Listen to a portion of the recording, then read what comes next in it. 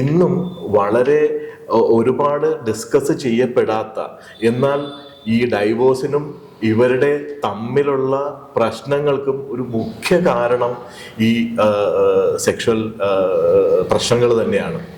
ഇത് ഒരു തുറന്നു പറച്ചിലോ അല്ലെന്നുണ്ടെങ്കിൽ പ്രോപ്പറായിട്ടുള്ള എഡ്യൂക്കേഷനോ നമ്മളുടെ ഇപ്പോഴത്തെ സമൂഹത്തിൽ ഇപ്പോഴും ഇല്ല എന്നുള്ളതൊരു സത്യം തന്നെയല്ലേ? എന്നെ ഞെട്ടിച്ചൊരു കാര്യം പറയാം. ഞാൻ പറഞ്ഞല്ലോ നേരത്തെ 22 വയസ്സുകാരുടെ ഒപ്പം ക്ലാസ്സിൽ പഠിക്കാൻ പോയ അപ്പം ഒരു വിവാഹിതനായ ഇത്തരം ട്രെയിനിങ്ങിലൊക്കെ ഉള്ള ഒരു ചേട്ടൻ അവരുടെ കൂടെ താമസിക്കുമ്പം, പ്രത്യേകിച്ച് സെക്സ്വൽ ലൈഫ് ആക്റ്റീവായി ജീവിക്കുന്ന ഒരാൾ താമസിക്കുമ്പം അവൻ അത്തരം ചോദ്യങ്ങൾ ഒരുപാടുണ്ടാവും.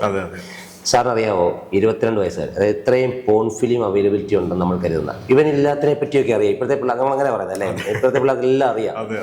സാറിനറിയാമോ എന്നോട് ആ കോളേജിലെ എത്ര ആമ്പിള്ളേർ ചോദിച്ചിട്ടുണ്ടെന്ന് അറിയാമോ, സാഞ്ചേട്ടാ ഈ സെക്സ് ഏർപ്പെടുമ്പോൾ പുരുഷന്റെ ലിംഗത്തിന് എത്ര നീളം വേണമെന്ന്. ഞാൻ അങ്ങനെയല്ല അത് വർക്ക് ചെയ്യുന്നേ, അതങ്ങനെയല്ല മോനെ, നിനക്ക് നിന്റെ ശരീരത്തിന് അനുപാതികമായ നീളവും ബലവും ഒക്കെ ഉണ്ട്, അതൊന്നും നീ പേടിക്കണ്ട. ഞാൻ പറഞ്ഞത് എൻ്റെ പൊന്ന് സാഞ്ചേട്ടാ ജോണി സീൻസിനൊക്കെ അത്രയെങ്കിലും മനസ്സിലായോ. അപ്പോൾ ഇതാണ് അവൻ്റെ കമ്പാരിസൺ, ഇതാണ് അവൻ്റെ അറിവ്. നമ്മൾ തെറ്റിദ്ധരിക്കുന്നതാണ് ഇവനിതിനെപ്പറ്റി ശാസ്ത്രീയമായ അറിവുണ്ടെന്ന്.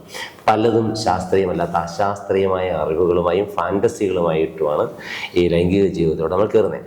പൊതിഞ്ഞ് പിടിച്ച് പറഞ്ഞ് നമ്മളും ഇതിന് ചൂട്ട് കത്തിക്കുന്ന പറയേണ്ടി വരും. കാരണം നമുക്ക് എന്തുകൊണ്ട് പച്ചയ്ക്ക് പറഞ്ഞുകൂടുന്നേ, നമുക്ക് എന്തുകൊണ്ട് പച്ചയ്ക്ക് പറഞ്ഞുകൂടാ?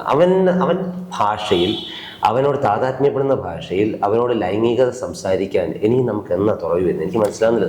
നമുക്കിങ്ങനെ പൊതിഞ്ഞു പിടിച്ച് ശരീരത്തിലെ ഹോർമോണുകളെ പറ്റിയൊക്കെ പറഞ്ഞു അവനൊന്നും കേൾക്കണ്ട. അവന് കേൾക്കേണ്ടത് ഇങ്ങനെ കുറേ ഡയറക്റ്റ് ഡൗട്ടാണ്. ഒന്ന്, മാസ്റ്റർബേഷൻ ഒക്കെ ആണോ, അത് ചെയ്യാൻ പാടുണ്ടോ, അത് ചെയ്ത പാപമാണോ, തെറ്റുണ്ടോ, അതുകൊണ്ട് ശരീരം മെലിയുമോ, അവൻ്റെ കുറേ സംശയങ്ങളാണ്. ഇനി എന്താണ്, എനിക്ക് ഡ്രീം ഇജാക്കുലേഷൻ, സ്വപ്നസ്ഖലനം എന്തുകൊണ്ടുണ്ടാകുന്നു, മോർണിംഗ് ഇറക്ഷൻ എന്തുകൊണ്ടുണ്ടാകുന്നു, ഡയറക്റ്റ് ക്വസ്റ്റ്യൻസാണ്. ഇതിന് നമ്മൾ ഈ പറഞ്ഞ പോലെ 12 വയസ്സാകുമ്പോൾ നിന്റെ തലച്ചോറിൽ ഈ ഗ്രന്ഥികൾ ഉൽപ്പാദിപ്പിക്കപ്പെടുകയും, അതൊന്നും അതിന് ആവശ്യമില്ല. ഡയറക്റ്റ് ചോദ്യങ്ങൾ, ആ ചോദ്യങ്ങളെ ഡയറക്റ്റ്ലി ഉത്തരം പറയാൻ, നേരെ ചൊവ്വേ ഉത്തരം പറയാൻ. മോനെ രാവിലെ എഴുന്നേറ്റ് മോർണിംഗ് ഇറക്ഷൻ ഉണ്ടാകുമ്പോൾ നീ നേരെ ബാത്റൂമിലേക്ക് ഓടി മാസ്റ്റർബേറ്റ് ചെയ്താൽ അത് നിനക്ക് ശീലമാകും. അതിന് പകരം നീ മുറ്റത്തേക്ക് പോയി കുറച്ച് ചെടികളോടും കിളികളോടും കിന്നാരം പറയുമ്പോൾ നിനക്ക് ഈ ഉദാഹരണം സ്വാഭാവികമായിട്ട് പൊക്കോളും. അങ്ങനെ ഹാൻഡിൽ ചെയ്യാൻ നീ അത് പഠിക്കുന്നത് നല്ലതാണെന്ന്. അങ്ങനെ സ്വാഭാവികതയെ നമുക്ക് സംസാരിക്കാം. അത് സ്വാഭാവികമാണെന്നും പറഞ്ഞ് മനസ്സിലാക്കുകയും, പക്ഷെ നമ്മളിപ്പോൾ ചെയ്യുന്ന എന്താണ്, അവിടെ നിന്നേ തുടങ്ങുകയാണ് നമ്മൾ പ്രോബ്ലംസ്.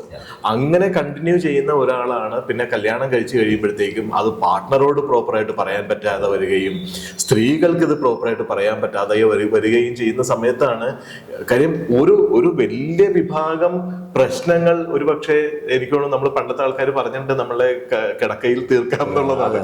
പക്ഷെ അത് സംഭവിക്കാത്തതാണ് എനിക്കോണം. ഒരുപാട് ഈ പറയുന്ന ഈഗോ പ്രശ്നങ്ങളൊക്കെ ഉണ്ടാവുന്ന സമയത്ത് അതെല്ലാം ഇല്ലാതാവാൻ ഇത് വളരെ നല്ലൊരു മാർഗം തന്നെയാണ്.